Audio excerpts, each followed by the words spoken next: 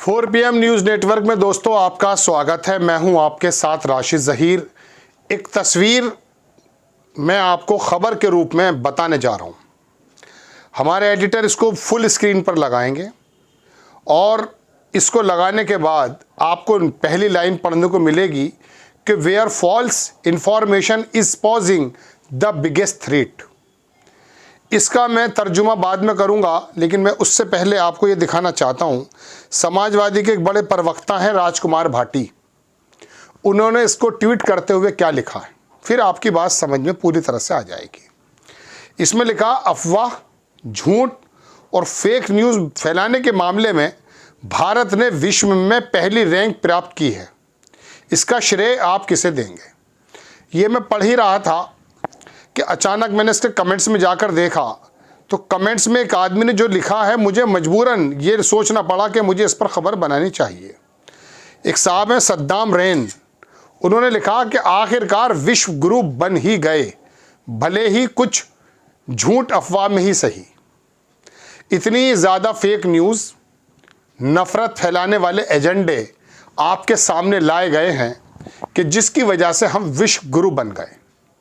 राहुल गांधी ने किसी ज़माने में मोदी जी का एक अनुसरण करते हुए एक बात कही थी कि आलू से सोना बनाने की बात।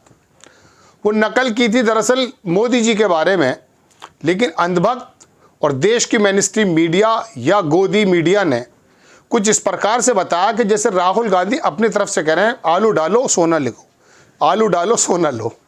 ये खबर तो दरअसल उन्होंने बताई थी मोदी जी के संबंध में, लेकिन वो इतनी चिपका दी गई राहुल गांधी के माथे पर कि हर एक आदमी राहुल गांधी को ट्रोल करने लगा इसी बात को लेकर कि आप आलू में से सोना निकाल रहे हैं। और उसके बाद तो ये हुआ कि भारतीय जनता पार्टी के प्रवक्ता मेनस्ट्रीम मीडिया के चैनलों पर आकर राहुल गांधी की इस बात का मजाक उड़ाने लगे जो राहुल गांधी ने कही नहीं थी। पप्पू बनाने में जिस प्रकार से पैसा खर्च किया गया, आपके सामने दरअसल एक प्रधानमंत्री के रूप में एक नेता ना आ जाए, इसके लिए भारतीय जनता पार्टी पर आरोप खुद राहुल गांधी ने लगाया कि पैसा खर्च किया गया, कि ये तो पप्पू है। आपके सामने एक नेता इमर्ज होकर के एक बड़ा राजनेता ना बन जाए, उसको पहले से ही ऐसा मैं कह सकता हूं कि एक हंसी का पात्र बना दिया जाए कि आप उसकी किसी बात को सीरियस ही ना लें। उसने कोरोना के बारे में बात की हो या नोटबंदी के बारे में बात की हो या बाकी देश के बड़े बड़े इश्यूज़ के बारे में बात की हो, आपने दरअसल उसमें से सुनते हुए ये लगा कि ये तो पप्पू है, कुछ और बात कह रहा है। चूँकि केजरीवाल और बीजेपी का जो तंत्र है ना सोशल मीडिया पर, वो बड़ा ज़बरदस्त है और आम आदमी इसके ऊपर जो है समझ लीजिए कि हिप्नोटाइज है मोबाइल से। उन्होंने वहाँ पर आकर कैप्चर कर लिया। पहले देश के बड़े बड़े जो संस्थान थे, पहले उनको ख़रीदा गया, उनको चाटुकार बनाया गया, उन्होंने नफ़रतें बिखेर कर रख दी। कल मैं इंडिया टीवी पर देख रहा था, 3-4 पत्रकार वो रोज़ाना बिठाते हैं, एक ज़माने से बिठा रहे हैं, लेकिन रोज़ाना खबरें आने लगी उसकी। अब उसने आकर के, प्रदीप नाम का बूढ़ा पत्रकार है, खुद सिर्फ नफ़रत बिखेर रहा है वो बंदा। वो कह रहा कि इस्लाम धर्म तलवार के ज़ोर पर फैला है। अरे भैया, देश की असल मुसीबत तो पता कर ले। इस बुढ़ापे में पत्रकारिता हो गई तेरी करते करते, कम से कम ये पता कर कि देश की अर्थव्यवस्था कहाँ जा रही है, इसके बारे में 2 शब्द नहीं बोलेगा वो बूढ़ा आदमी, लेकिन नफ़रतें बिखेर रहा है आखिरी वक्त में आकर के। बताइए। चलिए मैं आप इसके डायग्राम पर आता हूँ। इसके अंदर बताया गया कि इंडिया नंबर 1 हो चुका है फॉल्स रिपोर्ट और मिस इन्फॉर्मेशन देने में। सबसे नीचे देखें गहरा रंग, ये भारत का नक्शा है और इसके अंदर फर्स्ट नंबर दे रखा है। ठीक है जनाब। नीचे अगर आप देखेंगे, इसमें फर्स्ट जो है वो बहुत गहरा रंग है, उससे थोड़ा अगर केसरिया रंग देखेंगे तो वो 4 से लेकर 6 तक है।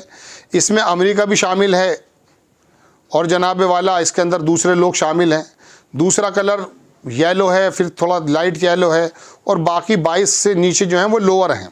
इसमें लिखा based on 1490 expert opinions across the academia, business, government by the international community and civil society collected सितंबर 4 अक्टूबर 9 से लेकर के 2023।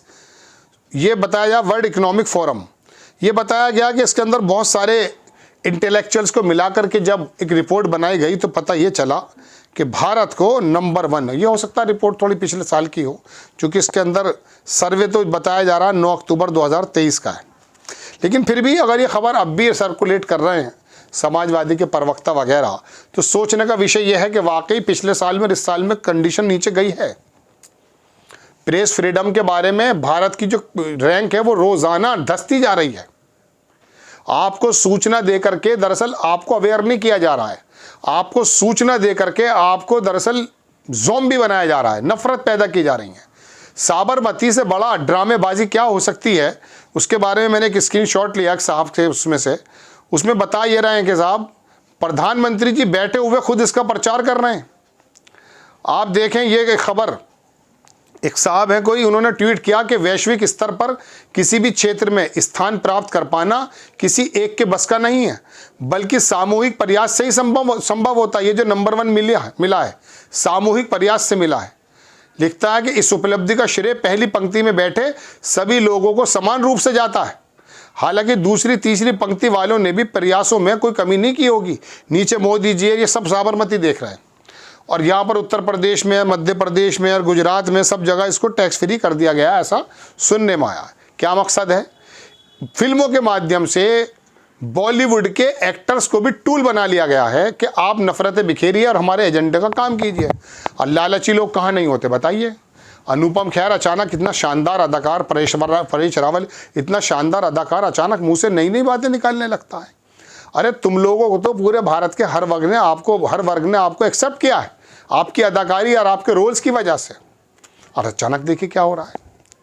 बात यह है कि वो चूंकि उसकी बीवी लड़ रही है, वो खुद वहाँ पर सांसद बनने को तैयार बैठा है, और फिल्म का जो वो एक संस्था है उसका बंदा भी कोई ऐसा बना दिया गया है। सारे नफरती चिंटू निकाल करके आपको ना, खिलाड़ी भी, बॉलीवुड के अधिकारी भी, मतलब तमाम जो हो सकते हैं उनको ये इस्तेमाल किया जा रहा कि आप बताइए कि दरअसल हमारे ऊपर जुल्म क्या क्या हुए हैं, किसी विशेष समाज ने किए हैं, इस तरह से तो जाहिर करते हैं। तो दोस्तों बात यह है कि आप विश्व गुरु बन गए, अगर झूठे इन्फॉर्मेशन, फॉल्स नैरेटिव गढ़ने में अगर कामयाब हो भी गए तो आपने इसका नुकसान किया है। संभल में 5 लोग जो मारे गए हैं ना, या बाकी तमाम जगह जो मारे जा रहे हैं लोग, उसके अंदर इसी फॉल्स नरेशन का बहुत ज़्यादा बड़ा रोल है। तो आपको पहली बात तो बधाई। 2023 की या 2024 की जब भी ये खबर है, अगर आप विश्व गुरु बन गए फॉल्स इन्फॉर्मेशन फैलाने में, तो आपके नज़रिए से तो ये बड़ी खबर हो सकती है, आप हो सकता है इसे फ़ख्र भी करें। लेकिन ईमानदारी की बात यह है कि आपने भारत के आज़ाद मीडिया को, आज़ाद बोलने वाली आवाज़ों को दरअसल दबाने का काम किया है। आपके जो भोंपू हैं जो बहुत तेज़ बचते हैं, चाहे वो रजत शर्मा बहुत धीमे बात करता हो, या सुधीर चौधरी अपना गलत विश्लेषण लेकर आता हो, या बाकी अमन चोपड़ा अमन के दुश्मन बन गए हों, ये आप ही के बनाए हुए टूल्स हैं जिसकी वजह से रिपोर्ट आई है। आपको खबर कैसी लगी अपनी राय कमेंट्स बॉक्स में ज़रूर दीजिए। चैनल को सब्सक्राइब कीजिए, शेयर कीजिए। नेक्स्ट टाइम मैं किसी खबर के साथ हाजिर होता हूँ। जय हिंद।